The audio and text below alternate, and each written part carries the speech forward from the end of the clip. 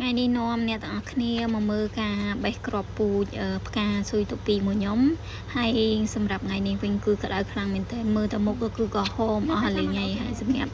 ដៃខ្ញុំអីធ្វើយូរគឺទុនកក្លែកខ្លាក់អស់ហ្មងដូចថាអីក្តៅពេកគឺខ្ញុំពិបាកធំនឹងការនៅ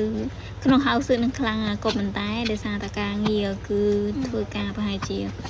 30 នាទីអីគឺខ្ញុំសម្រាប់ផ្លែតចឹងទៅហើយគុណជាជប៉ុននេះគាត់រៀងស្រួលដែរគាត់ដឹងថាក្តៅបើសិនជាយើងធ្វើលក្ខណៈអត់សម្រាប់យើងមានបញ្ហាអាចស្លាប់អាចអីចឹងទៅហើយសម្រាប់ការងារនេះវាអត់ពិបាកអីទេគ្រាន់តែថានៅក្នុងហៅសឹកវាក្តៅ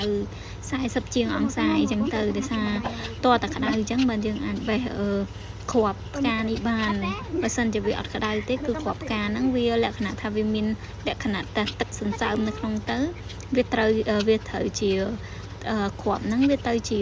អលួយអីចឹងទៅអញ្ចឹងអត់